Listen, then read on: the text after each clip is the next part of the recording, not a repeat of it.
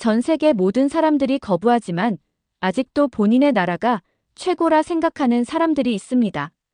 팔로워 2천만 명을 가진 중국 최고의 인플루언서가 유럽 여행에서 무시당한 이야기입니다.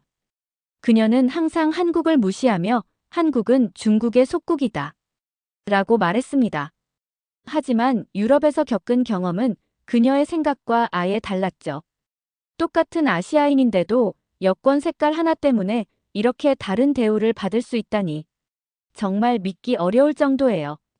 심지어 이 인플루언서는 한국인으로 신분을 속이기까지 했다고 하는데요.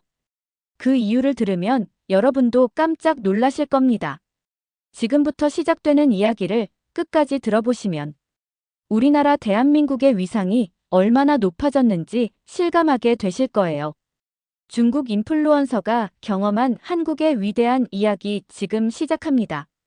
그 전에 구독과 좋아요 눌러주시면 영상을 제작하는 데 있어 큰 힘이 됩니다. 안녕하세요. 저는 린이라고 합니다.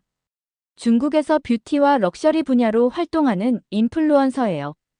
팔로워가 2천만 명 정도 되고 한 번 라이브 방송을 하면 보통 30억 원 정도 매출이 나오죠. 제가 추천하는 제품은 몇 분 만에 품절되는 경우가 많아서 중국에서는 뷰티계의 여왕이라고 불리기도 해요. 사실 이런 말씀드리는 것 자체가 좀 부끄럽긴 하지만 당시 저는 정말 우쭐했었거든요. 특히 제가 런칭한 립스틱은 단 3분 만에 100만 개가 팔렸고 아이섀도우 팔레트는 예약 주문만 500만 개를 넘겼었죠. 중국 내에서 제 영향력은 정말 대단했어요. 한 번은 제가 입고 나온 원피스가 완판되어서 브랜드 홈페이지가 다운된 적도 있었거든요. 그 정도로 저는 중국에서 막강한 파워를 가지고 있었습니다. 그런 제가 작년에 유럽으로 출장을 가게 되었습니다. 프랑스, 이탈리아, 영국 3개국의 명품 브랜드들과 콜라보레이션 촬영을 하는 중요한 일정이었어요. 사실 이런 해외 출장은 처음이 아니었지만 이번만큼은 특별했죠. 루이비통, 에르메스, 샤넬 같은 최고급 브랜드들이 직접 저를 초청했거든요. 계약 규모만 해도 한국 돈으로 100억 원이 넘었어요. 사실 처음에는 브랜드 쪽에서 연락이 왔을 때 정말 믿기지 않았어요. 저 같은 중국 인플루언서를 유럽 최고 명품 브랜드들이 원한다니 말이에요. 담당자는 아시아 시장이 중요해지고 있고 특히 중국 시장 진출을 위해서는 저 같은 영향력 있는 인플루언서와의 협업이 필수라고 했어요. 베이징 공항에서 출발하던 날을 지금도 생생하게 기억해요. 저는 루이비통 트렁크 7개와 에르메스 백 컬렉션을 들고 공항 VIP 라운지에 앉아 있었습니다. 그리고 팬들을 위해 라이브 방송을 켰죠. 화면 속 댓글들은 부러움과 찬사로 가득했어요. 언니 진짜 부러워요. 저도 언니처럼 살고 싶어요. 이런 메시지들이 쏟아졌거든요. 실시간 시청자가 50만 명을 넘어갔을 때 저는 정말 뿌듯했습니다. 심지어 공항 직원들도 저를 알아보고 사진을 같이 찍자고 할 정도였어요. 저는 그 모든 관심과 대우가 당연하다고 생각했죠. 저는 그때 정말 자신만만했습니다. 세계 어디를 가든 제가 가는 곳이 레드카펫이라고 생각했거든요. 퍼스트 클래스 좌석에 앉아서도 계속 촬영을 했어요. 승무원들이 특별히 챙겨주는 모습, 기내식 대신 나오는 고급 요리들, 모든 것이 완벽했죠. 저는 팬들에게 말했어요. 곧 파리에서 여러분들에게 더 멋진 모습을 보여드리겠다고요. 유럽에서도 중국에서처럼 VIP 대우받는 모습을 자랑할 생각이었거든요. 그런데 제가 얼마나 순진했는지 곧 알게 되었죠. 파리에 도착해서 겪게 될 일들은 정말 상상도 못했거든요. 그때의 자신감이 얼마나 허상이었는지 깨닫게 되는 시간이었어요.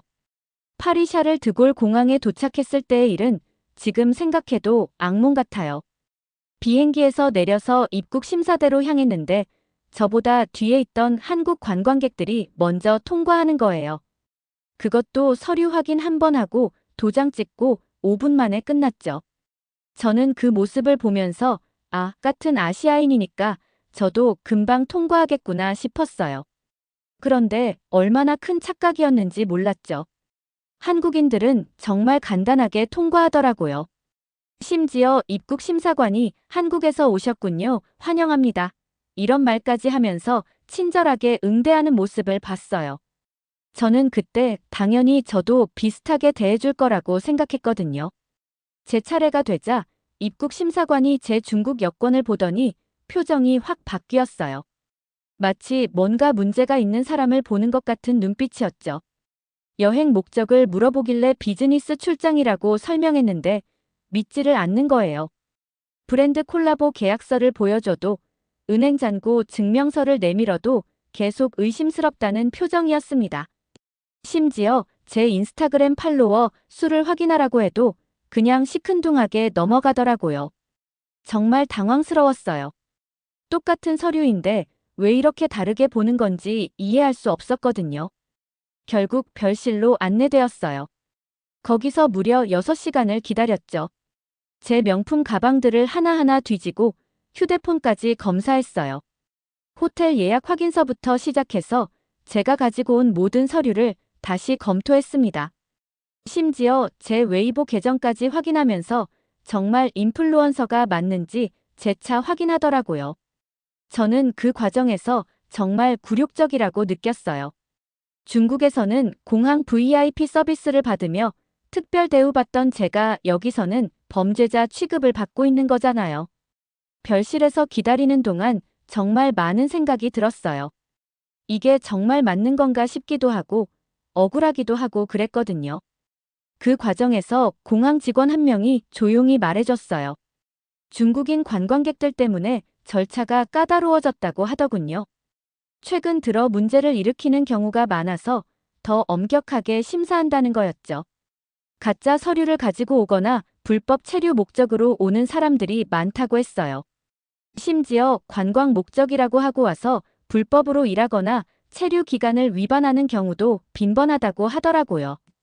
그 말을 듣는 순간 정말 기분이 착잡했어요.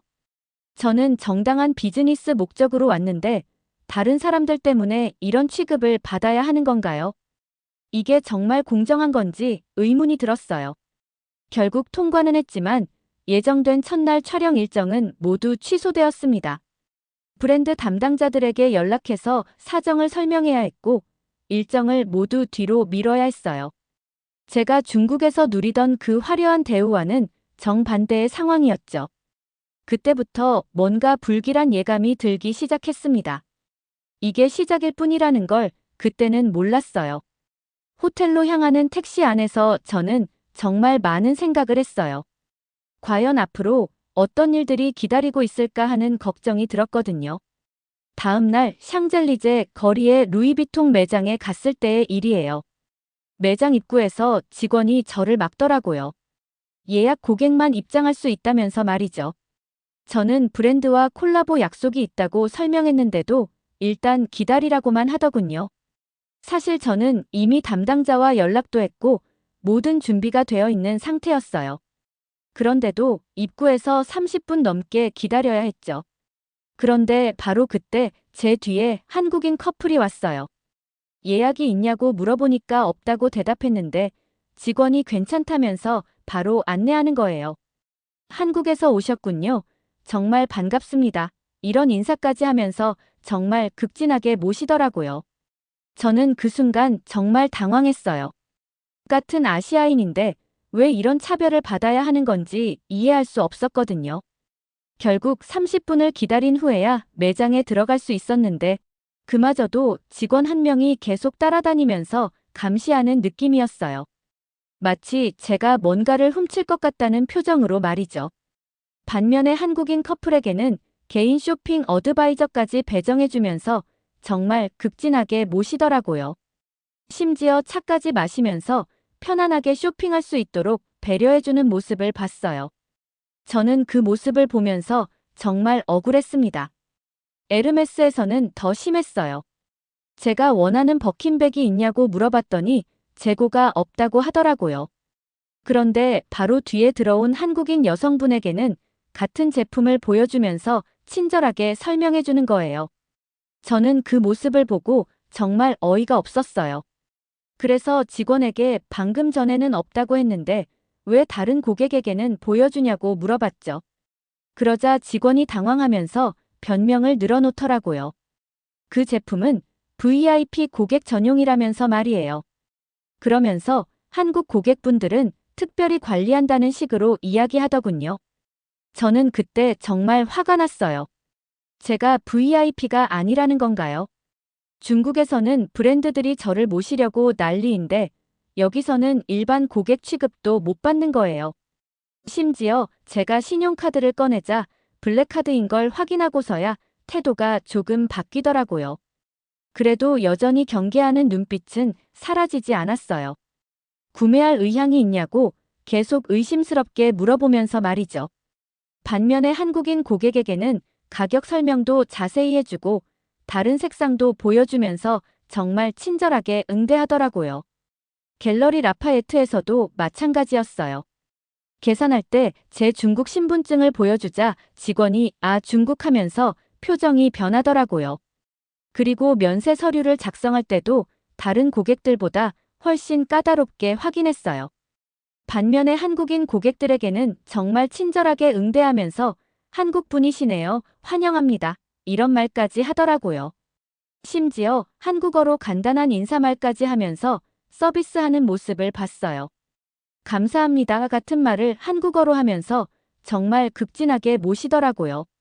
저는 그날 하루 종일 이런 차별을 당하면서 정말 자존심이 상했어요. 같은 돈을 내고 같은 제품을 사는데 왜 이런 대우를 받아야 하는 건지 이해할 수 없었거든요. 그런데 더 충격적인 일이 기다리고 있었어요. 다음 날 루브르 박물관에서 본 광경은 정말 잊을 수 없거든요. 그때서야 제가 왜 이런 대우를 받는지 조금씩 이해하기 시작했어요. 루브르 박물관에 갔을 때의 일은 정말 잊을 수 없어요. 저는 문화적인 콘텐츠도 촬영할 계획이었거든요. 그런데 입구에서부터 중국어로 떠드는 소리가 들려왔어요. 중국 단체 관광객들이 가이드 설명도 안 듣고 새치기를 하면서 입장하고 있었죠. 저는 그 모습을 보면서 좀 민망했지만 나와는 상관없는 일이라고 생각했어요. 그런데 박물관 안으로 들어가니 정말 부끄러운 광경들이 계속 보였어요. 중국 관광객들이 전시품을 손으로 만지고 사진 촬영 금지 구역에서 대놓고 셀카를 찍고 있었거든요. 심지어 어떤 분은 쓰레기를 바닥에 그냥 버리더라고요.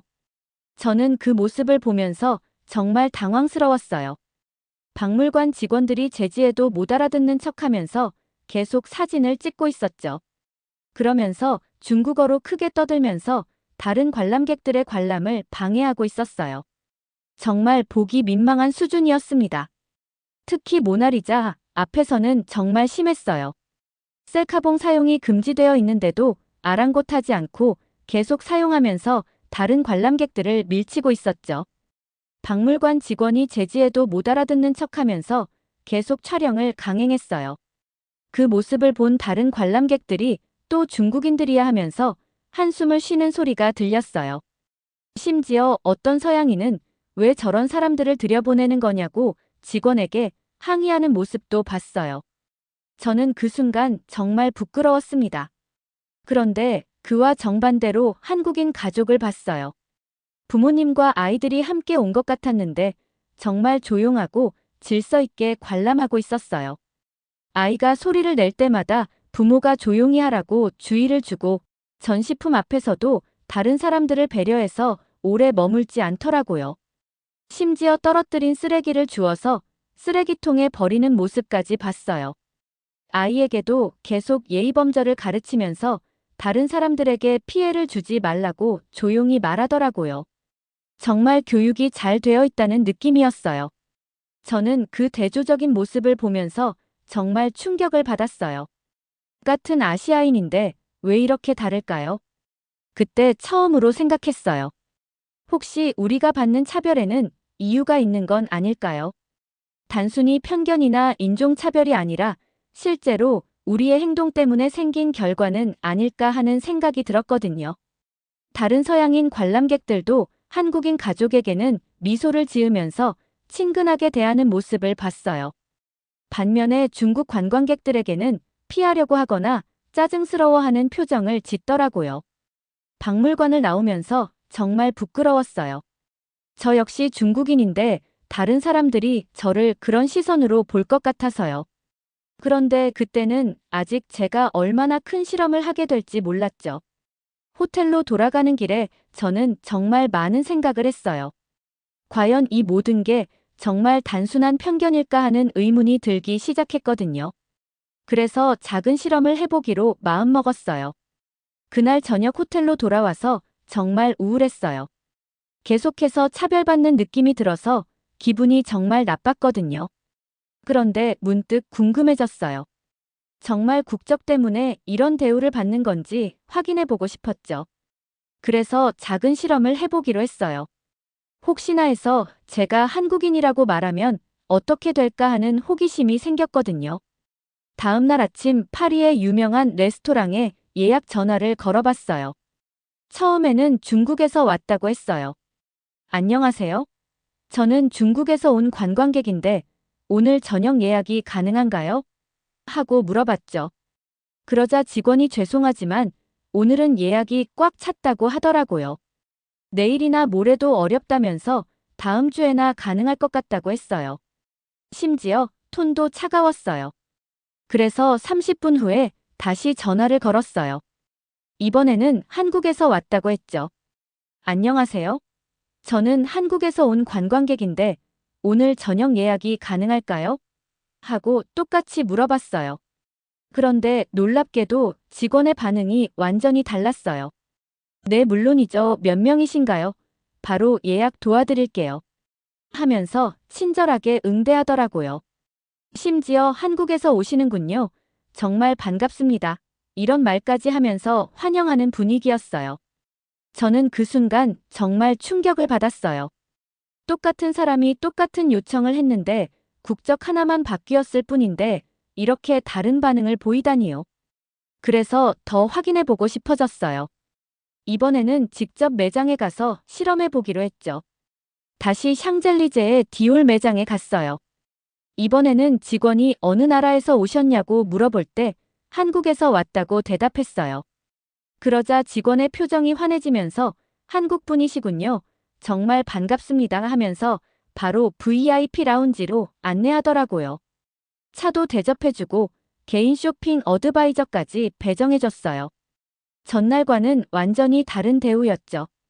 더 놀라운 건 제품 설명을 할 때도 정말 자세하게 해줬다는 거예요. 한국 고객분들은 안목이 뛰어나시다면서 최신 컬렉션부터 시작해서 한정판까지 모든 걸 보여주더라고요.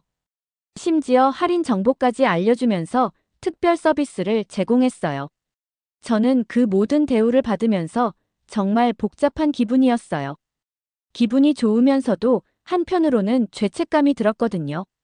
거짓말을 하고 있다는 게 너무 무거웠어요. 그런데 이상하게도 점점 거짓말에 익숙해지고 있는 제 자신을 발견했어요. 한국인이라고 말하는 게 자연스러워지고 그럴 때마다 받는 특별한 대우가 마약 같았거든요. 중국인일 때는 느껴보지 못했던 환대와 존중을 받으니까 정말 기분이 좋았어요. 하지만 동시에 이게 맞는 건가 하는 생각도 계속 들었죠. 며칠 후 베르사유 궁전에 갔을 때의 일이에요. 저는 궁전 정원에서 콘텐츠 촬영을 하고 있었는데 한국어로 말하는 젊은 여성의 목소리가 들렸어요. 22살 정도로 보이는 여학생이 혼자 와서 사진을 찍고 있더라고요. 저는 그분에게 다가가서 한국에서 오셨냐고 물어봤어요. 그랬더니 수진이라고 자기소개를 하면서 소르본 대학 교환학생이라고 하더라고요. 수진은 정말 밝고 친근한 성격이었어요. 저에게 언니도 한국에서 오셨어요. 어느 지역 출신이세요?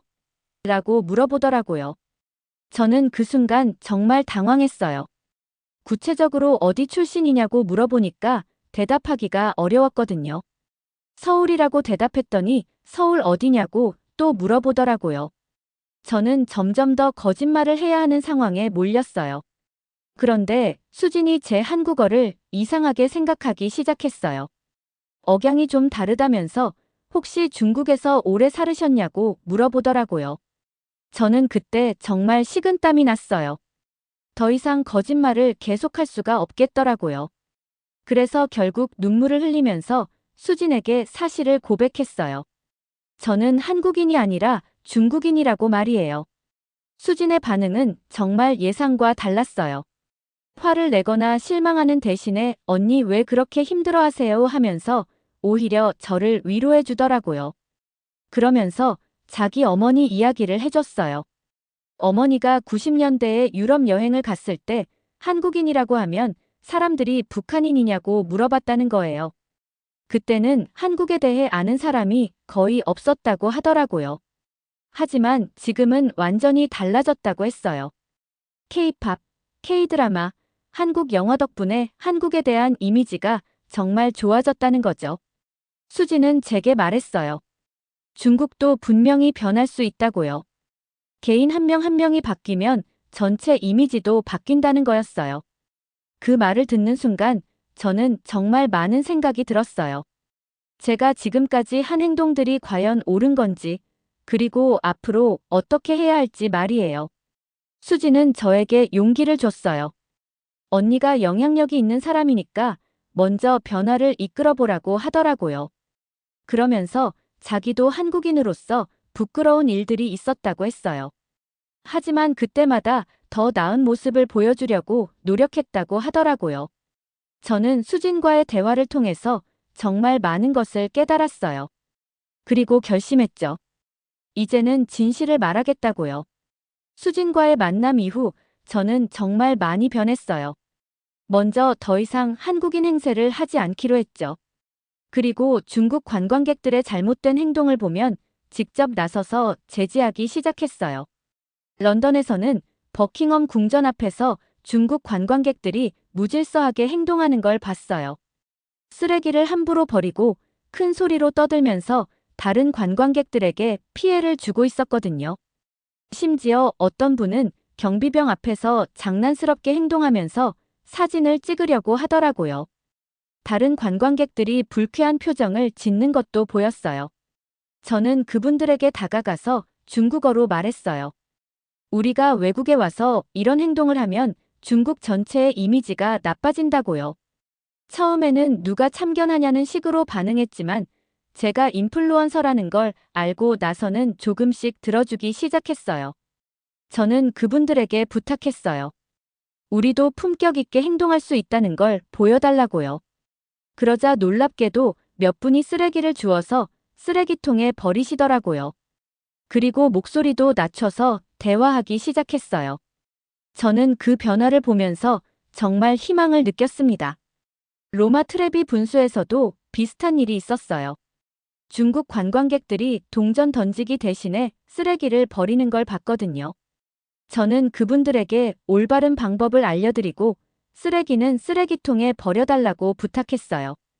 처음에는 귀찮아하는 분위기였지만 제가 계속 정중하게 설명하니까 결국 협조해 주시더라고요.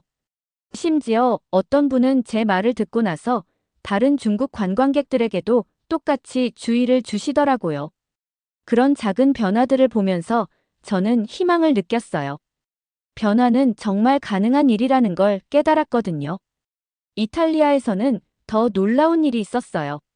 제가 어떤 중국 가족에게 매너에 대해 설명해 드렸는데 그 어머니가 자녀들에게 제 말을 전달하면서 앞으로 해외에서는 더 조심하자고 하시더라고요. 그리고 제게 고맙다고 인사까지 해주셨어요. 저는 그때 정말 뿌듯했어요. 제가 한 작은 행동이 한 가족의 여행 매너를 바꿀 수 있구나 하는 생각이 들었거든요. 그 아이들이 자라서 다시 해외여행을 갈 때는 분명 다른 모습을 보여줄 거라는 확신이 들었어요. 마지막 날 파리에서 저는 큰 결심을 했어요. 2시간 동안 생방송을 하면서 전 세계 팔로워들에게 진실을 고백하기로 한 거예요. 저는 떨리는 마음으로 방송을 시작했어요. 저는 여러분들에게 솔직히 말씀드리고 싶은 게 있어요 하면서 시작했죠. 실은 저는 유럽에서 한국인 행세를 했습니다. 정말 부끄럽지만 솔직히 말씀드릴게요 라고 고백했어요. 그리고 왜 그런 선택을 할 수밖에 없었는지, 한국인과 중국인이 받는 대우가 얼마나 다른지 구체적으로 설명했어요. 제 목소리가 떨리는 걸 느꼈지만 끝까지 솔직하게 이야기했습니다. 실시간 댓글창은 처음에는 충격과 당황의 반응들이 많았어요. 하지만 제가 왜 그런 선택을 할 수밖에 없었는지, 그리고 그 과정에서 무엇을 깨달았는지 솔직하게 이야기하니까 분위기가 바뀌기 시작했어요. 언니 용기 있다. 우리도 변해야 한다. 정말 반성이 된다. 이런 댓글들이 쏟아지기 시작했거든요. 저는 그 반응을 보면서 정말 다행이라고 생각했어요. 제가 용기를 내서 진실을 말한 보람이 있다고 느꼈어요. 시청자 수도 계속 늘어나서 실시간으로 100만 명이 넘게 봤어요. 저는 방송에서 약속했어요. 앞으로 제가 먼저 변화의 모범을 보이겠다고요. 그리고 팔로워 여러분들도 함께 해달라고 부탁했어요. 우리가 해외에서 보여주는 모든 행동이 중국의 이미지를 결정한다고요. 그 방송 이후 정말 많은 사람들이 저에게 메시지를 보내왔어요. 같이 변화해보자는 의지를 보여주는 분들이 많았어요. 심지어 어떤 분은 자신도 해외에서 비슷한 경험을 했다면서 함께 캠페인을 만들어 보자고 제안하기도 했어요. 저는 그때 확신했어요. 변화는 분명히 가능하다고요. 우리 힘으로 중국의 이미지를 바꿀 수 있다고 말이에요. 1년 후 저는 다시 같은 루트로 파리를 방문했어요. 이번에는 당당하게 중국 여권으로 입국했죠. 공항에서 놀라운 변화를 경험했어요. 입국 심사가 30분 만에 끝났거든요. 심지어 입국 심사관이 중국 관광객들 매너가 많이 좋아졌다고 말해줬어요. 예전보다 문제를 일으키는 경우가 현저히 줄어들었다는 거였죠. 저는 그 말을 듣고 정말 뿌듯했어요. 제가 시작한 작은 변화가 실제로 효과를 보고 있다는 걸 실감할 수 있었거든요. 입국 심사관은 특히 최근 몇 개월 사이에 중국 관광객들의 태도가 눈에 띄게 개선되었다고 하더라고요. 공항에서 나오는 길에 다른 중국 관광객들의 모습도 확실히 달라져 있었어요. 질서를 지키면서 차례를 기다리고 쓰레기도 함부로 버리지 않더라고요. 심지어 어떤 가족은 아이에게 조용히 하라고 주의를 주면서 다른 사람들을 배려하는 모습을 보였어요. 저는 그 광경을 보면서 정말 감동했습니다. 제가 1년 전에 봤던 무질서한 모습들은 어디에서도 찾아볼 수 없었어요. 대신 질서정연하고 예의 바른 모습들만 보였죠. 제가 방송에서 시작한 중국인 매너 챌린지가 웨이보에서 1억 뷰를 돌파했다는 소식도 들었어요. 정말 많은 중국인들이 해외여행에서 올바른 매너를 보여주는 인증샷을 올리고 있었거든요. 쓰레기 줍기, 질서 지키기, 조용히 관람하기 같은 기본적인 것들이지만 그 작은 실천들이 모여서 큰 변화를 만들어냈어요. 심지어 중국 관광청에서 저에게 해외 이미지 개선 홍보대사를 맡아달라고 제안해왔어요. 저는 그 제안을 흔쾌히 받아들였죠. 이제는 제가 개인 인플루언서를 넘어서 중국의 이미지 개선에 앞장서는 공식적인 역할을 맡게 된 거예요. 루브르 박물관에도 다시 가봤어요. 1년 전과는 완전히 다른 광경이었어요. 중국 관광객들이 정말 질서 있게 관람하고 있었거든요. 전시품을 함부로 만지지도 않고 사진도 허용된 구역에서만 찍더라고요. 심지어 어떤 중국 가족은 다른 관람객들을 위해 양보하는 모습까지 보였어요. 박물관 직원도 저에게 말해줬어요. 중국 관광객들이 예전과 달리 정말 매너가 좋아졌다고요. 특히 모나리자 앞에서도 질서를 잘 지키고 다른 사람들을 배려한다면서 감탄하더라고요. 1년 전에 갔던 그 레스토랑에도 다시 가봤어요. 이번에는 당당하게 중국에서 왔다고 말했죠. 직원의 반응이 완전히 달랐어요. 중국에서 오셨군요. 환영합니다 하면서 친절하게 응대해 주더라고요. 심지어 중국 고객들이 요즘 정말 예의 바르다면서 칭찬까지 해줬어요. 저는 그 순간 정말 자랑스러웠어요. 제가 중국인이라는 사실이 부끄럽지 않고 오히려 당당할 수 있게 되었거든요. 직원은 최근 중국 고객들이 정말 많이 변했다면서 예약도 잘 지키고 음식도 남기지 않는다고 하더라고요. 에르메스 매장에서도 놀라운 변화를 경험했어요. 직원이 저를 보자마자 중국에서 오신 고객이시군요. 정말 반갑습니다 하면서 먼저 인사를 건네더라고요. 그리고 최신 컬렉션을 보여주면서 중국 고객분들이 안목이 뛰어나서 항상 좋은 제품을 선택하신다고 칭찬까지 해줬어요. 1년 전의 차별적인 대우와는 정반대였죠. 심지어 중국 고객들을 위한 특별 서비스까지 준비되어 있다고 하더라고요. 마지막 날 파리의 한 카페에서 커피를 마시면서 생각해봤어요. 1년 전에는 한국인 행세를 해야만 받을 수 있었던 대우를 이제는 중국인으로서 당당하게 받을 수 있게 되었다는 게 정말 감격스러웠어요. 개인의 작은 변화가 모여서 사회 전체의 인식을 바꿀 수 있다는 걸 직접 경험한 거죠. 저는 앞으로도 계속 이런 변화를 이끌어 나가겠다고 다짐했어요. 우리 모두가 자랑스러운 중국인이 될 수 있도록 말이에요. 그리고 언젠가는 한국처럼 중국도 전 세계에서 존경받는 나라가 될 수 있다고 믿어요. 제가 경험한 이 놀라운 변화가 바로 그 증거라고 생각합니다. 오늘의 이야기 어떠셨나요? 여러분의 생각이나 경험을 댓글에 남겨주세요. 이 영상이 마음에 드셨다면 구독과 좋아요 부탁드릴게요. 다음 영상에서 만나요. 감사합니다.